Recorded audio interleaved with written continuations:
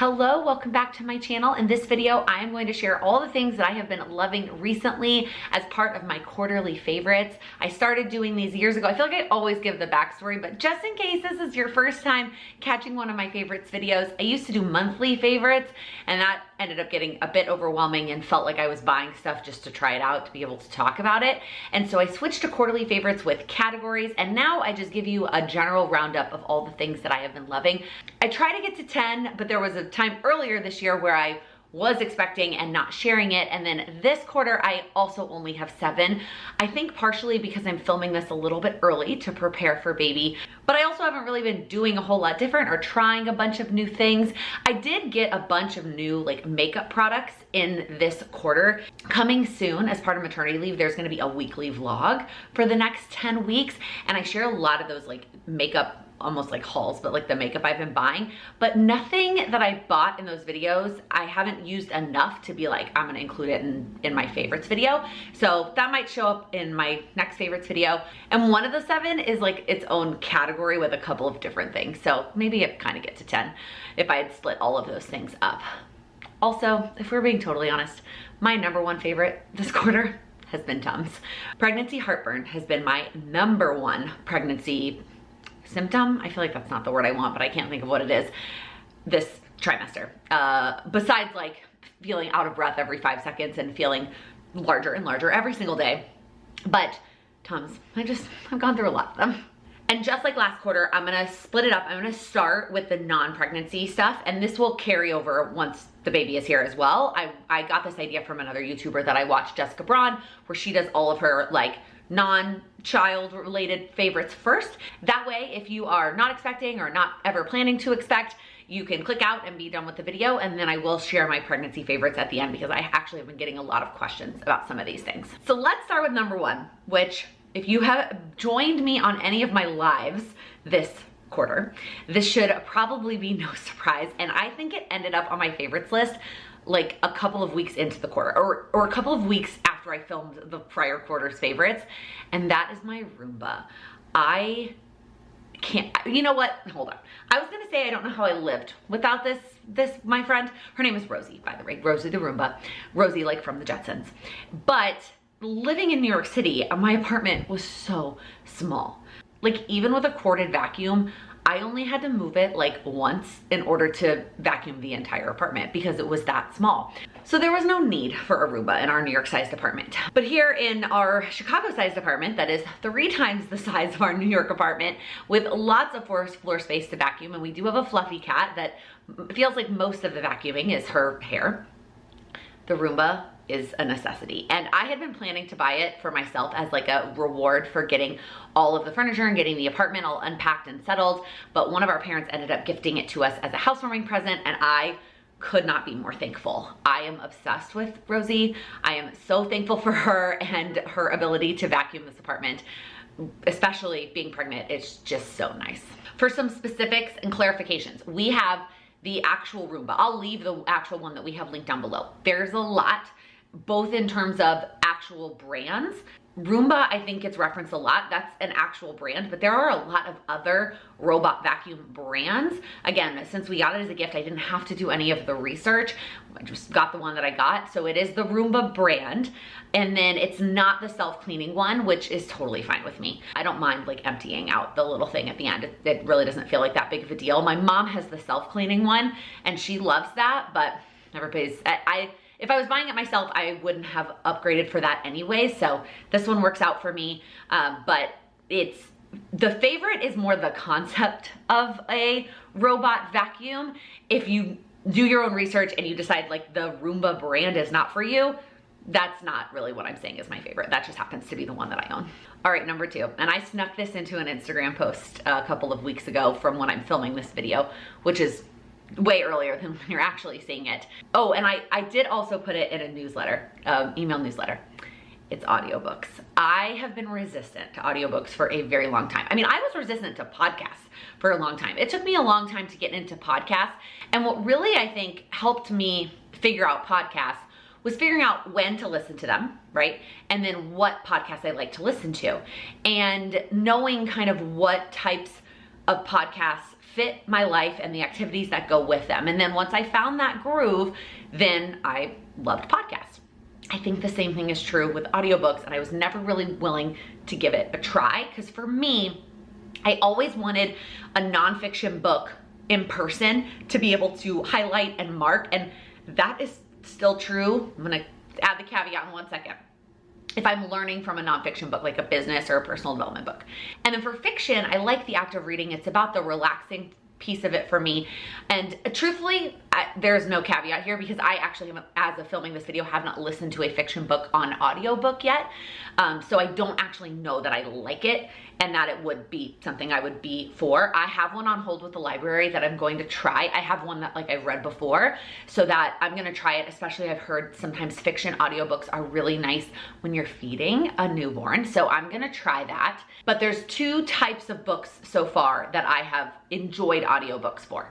Number 1 is memoirs, which I have heard, this I've heard a lot. Like if you're gonna start with audiobooks, start with memoirs, autobiographies read by the author. So you are hearing their story like through their voice. And so most of the ones that I have read so far fall into that category, and it's been absolutely amazing. I've gotten through a lot of books, and I did, like I said, mention this in a newsletter. I send out a monthly email newsletter where I tell you all the books I read for the prior month and like what were my favorites and which ones I would recommend. So if you aren't signed up for my monthly newsletter, as always, that's going to be linked in the description.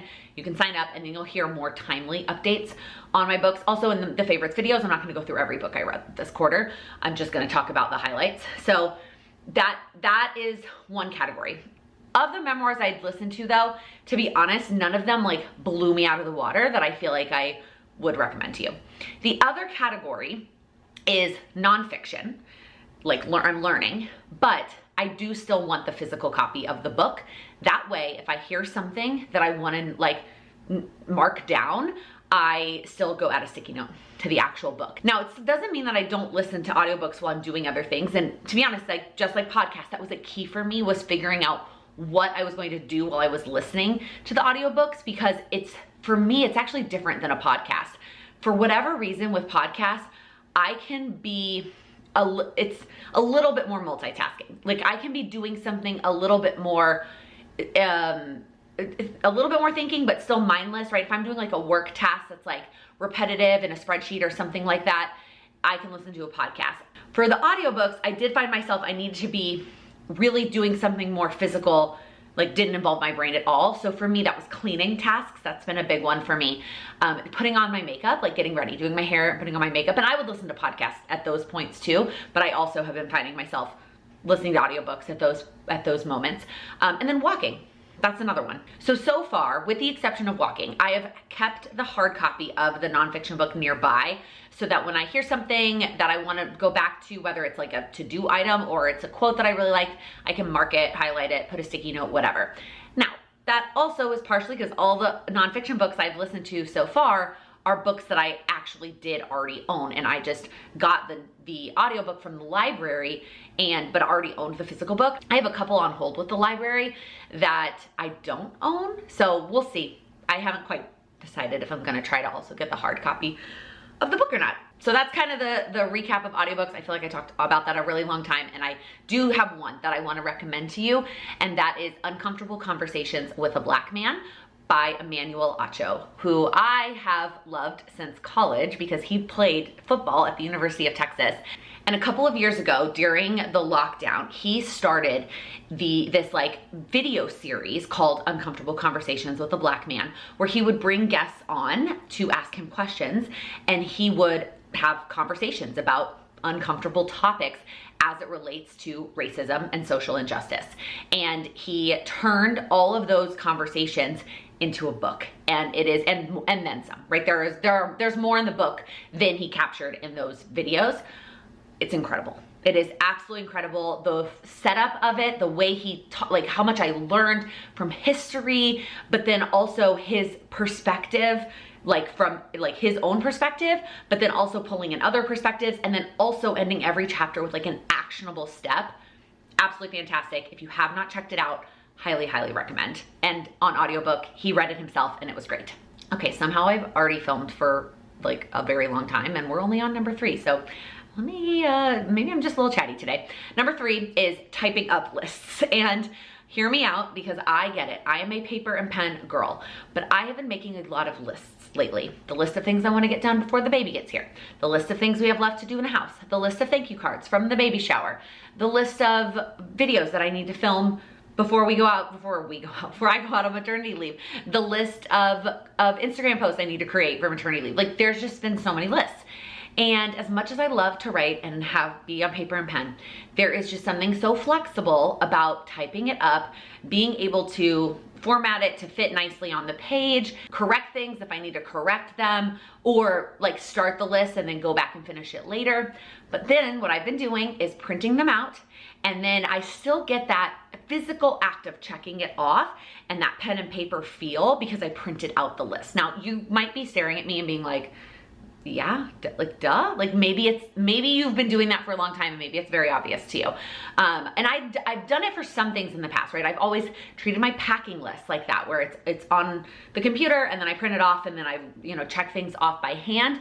But I've been doing it a lot more for like other types of lists, and it's really been helping me keep everything straight, especially right now with pregnancy brain. I have to write everything down or I forget it.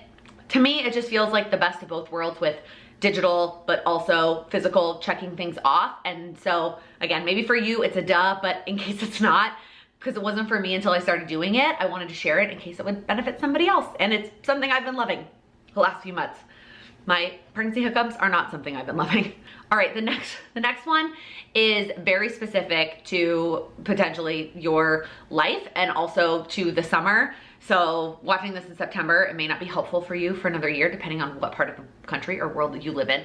And that is the pool floats that we have been using. But then also we've been using them in the lake. It's the floating chairs, the floating devices, the water floating devices that my mom purchased from Costco. I'm gonna try to find you a link to either, whether it's the Costco ones, or you can, typically everything at Costco is a brand that you can get somewhere else. And it just might be more or less expensive. So if I don't link the Costco one, but you're a Costco member, maybe check there. I love them. They have been perfect for me this summer because my floating abilities are very limited. Like when we take the boat out sometimes during the day, and if you're like, your parents have a boat. My parents in Chicago do not have a boat. They have a timeshare as part of a boat. There's more coming about that in the upcoming vlogs. But they have this like big pad. It's called a lily pad. I don't know if that's the brand or if that's actually what the thing is. I don't know. It's a big like floaty pad. I can't get on it. I can't climb up on that thing right now, and I can't get comfortable on it either. And then when we're in the pool, I want to be elevated. Like I just want to be lifted up. So this is a not pregnancy specific favorite, but very much I think ended up on this list this summer because I enjoyed it so much more given that I was pregnant. All that to say is if you've been looking for a new kind of pool floaty, I've got you. Okay, now I'm gonna share the pregnancy specific favorites, and this is gonna be the last one of these that are pregnancy specific. Next time it's gonna be postpartum and newborn stage. But the first one is the belly band that I am obsessed with. So once I started to get a little bit bigger, I really started to have some pain in my legs, and I am going to PT for it, and I'm not gonna go into huge detail because I definitely, by the time this video goes up, I am within hopefully days, maybe weeks, of having a baby. So I'm not looking necessarily for any feedback, but I started having some pain. And I Googled it, as you know, one pregnant woman does, to see like, were there recommendations? I had a doctor's appointment a few days out, and I thought, I'm gonna Google it, see what pops up first, and then I'm gonna share it with my doctor regardless. And one of the recommendations was to buy a belly band that like lifts up your belly. It's essentially a bra for your belly. And I had seen and heard about these, but I was like, I didn't necessarily think I was there yet. But I thought, you know what, I'm probably gonna buy one eventually. So I did some digging. I wanted partially to include this because first off, it changed my life this quarter, but also the one that I ended up finding had size options. I dug for it because a lot of them were like one size fits all. And I'm like, really though? Are you really one size fits all? So I dug around until I found one that had size options so that I could get a different size, like a slightly bigger size, because I wasn't like a tiny person before I was pregnant. So anyways, I got my belly band in, and it already made a massive improvement on my pain before I even talked to my doctor or started PT. Now I wear it pretty much all the time that I am gonna be on my feet or walking. Now if I'm just sitting doing something like this, no, I don't wear it. Like, it's not comfortable when I'm like sitting down. It's not really necessary either, because gravity is still doing a little bit to my belly, but it's not the same as when I'm standing or walking. But man, I just wish I'd bought it sooner. Like, that's all. It is 100% a favorite, and if I can give you any recommendation, like, you're going to probably want it eventually, so just buy it ASAP. Next up, another pregnancy item is something I have gotten DMs and questions about, and that is a pregnancy pillow. And I have tried the big giant one that goes all over you, and I don't really like it. I don't think that it really helps. It makes it harder to get in and out, and especially now, I get up every probably 2 hours in the middle of the night to go to the bathroom, and to climb back into that pregnancy pillow, it was just like, it was too much work. It wasn't worth it. And I flip in the middle of the night, and it just didn't seem to be as comfortable on both sides. So I have tried it. It wasn't for me. This other pillow that I'm gonna recommend, this little tiny wedge pillow that I bought because Jessica Braun, who I've talked about before, she did a whole pregnancy must-haves video, and I watched it multiple times. I watched it right after I found out, and then I watched it like in between my first and second trimester to see like, okay, now that I have been pregnant for a few months, like, are there any of these things that now I'm like, oh yeah, I do wanna buy that? And she recommended this little wedge pillow, and I used it a lot early on, and I really thought, oh, this will be my early on pregnancy pillow, and then once I get bigger, I'll upgrade to the big one. And I did, but I didn't like it. So I went back to my little wedge pillow, and that is what I use. It is so small and compact, and which meant that I was able to travel with it. I have not traveled with that thing. I do use a different pillow, like one of our regular pillows, in between my legs, so I still have that support as well. And then I just use this little guy underneath my belly, kind of like wedged under my hip, and it's perfect. Now, I have gotten advertisements for the one that's like a strip in the middle with 2 wedges on either side. So it's kind of like mine, but it has 2 that are connected. That way when you flip back and forth, you don't have to take it with you. I did briefly consider buying that. And maybe next pregnancy, maybe I will. I resisted only because, and kind of like the belly band, I wasn't convinced that the distance between them was gonna be the right size for every body, like, that was gonna use this pillow. And so I, like, as much as I wanted to have the back support and the ability not to have to take my pillow with me when I flip, I didn't, like, what if I can't get it wedged into the right spot? You know what I mean? Like, given that mine is like its own standalone, I don't know why I'm not holding it up. And I was like, I'll just pop up a picture, but like, you get the concept. I like that it's on its own and I can kind of wedge it into exactly where I want. And I feel like the 2 pieces connected may not do that as easily. I don't know.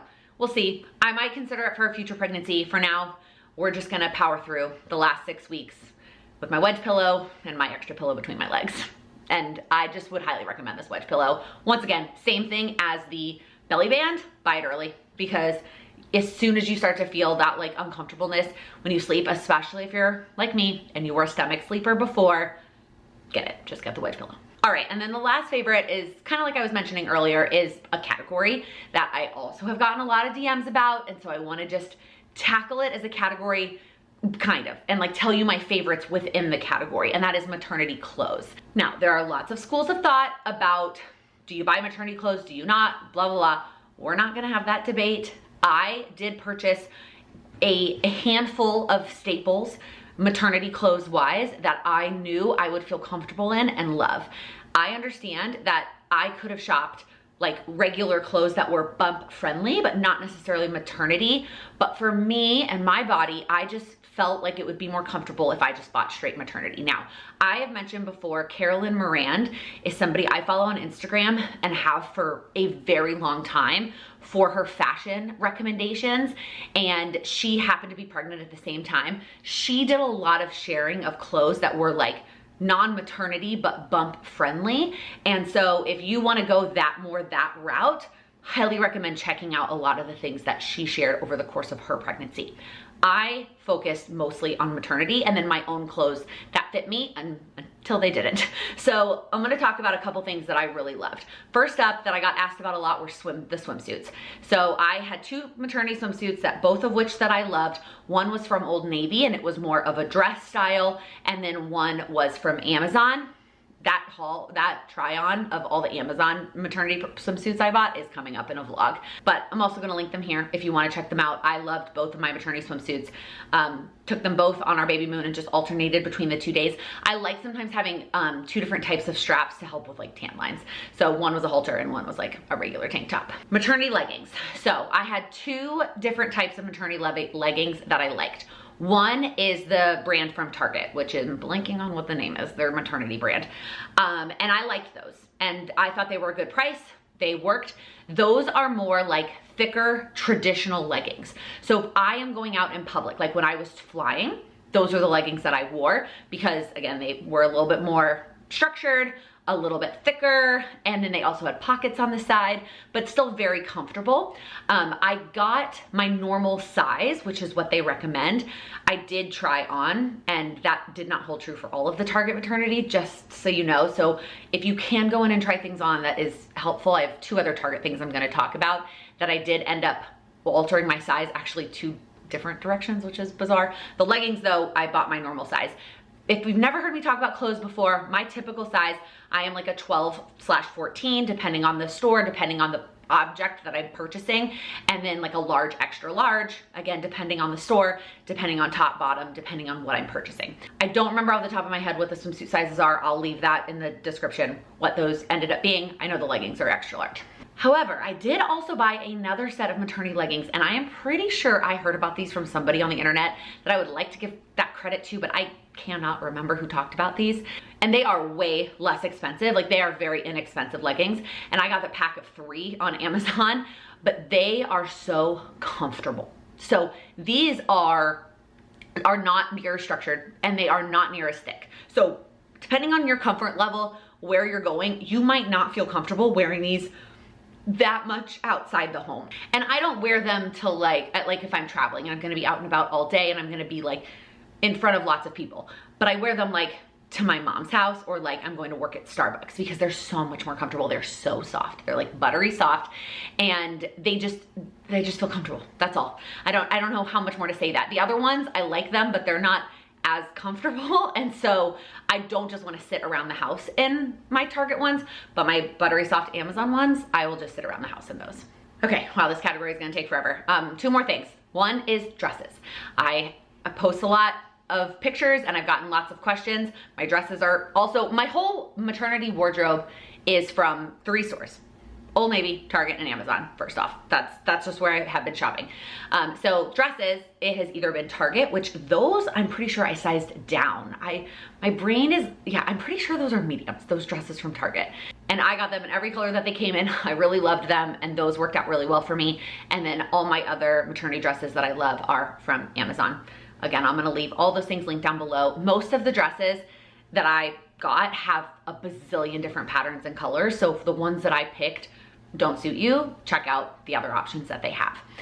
Last is t-shirts. So my like go-to when I'm just working at home, when I have calls or when I'm doing projects, is to just wear like a t-shirt. And I have a bunch of long sleeve, comfy t-shirts that that's my work from home wardrobe. And for a while, I just wore those. Like up until a certain point, I just wore those. Even when they got a little bit short, I just continued to wear those. But eventually, even though they are comfy and stretchy, they got a little tight, especially in the chest area.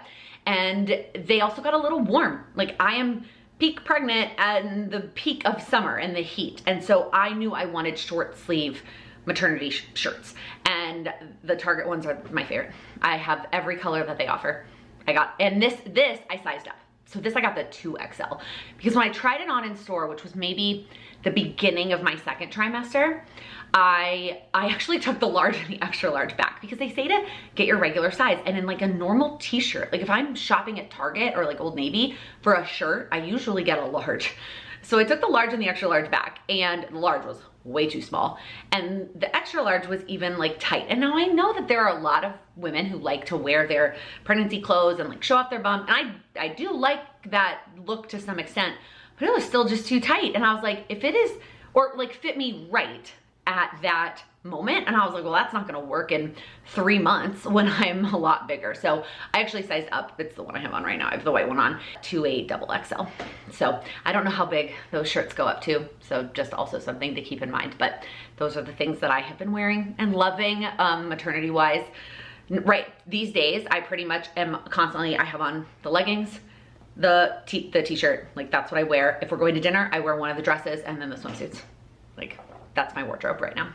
All right, that is it. That ended up being a lot longer of a favorites video than I anticipated when I said I only had 7, but I feel like I went into a lot of detail on a lot of these categories. So hopefully you found it helpful and you like these videos. If you would let me know by giving it a thumbs up, I would appreciate that. And if you're new here, please click that subscribe button. I upload new videos every week, including some upcoming vlogs focused on helping you achieve your goals. Thank you so much for watching. In the last couple of years that let me try again. Why can't I say that? Why did I say that so weird? I have a couple on hold. And I mentioned earlier, why am I being weird?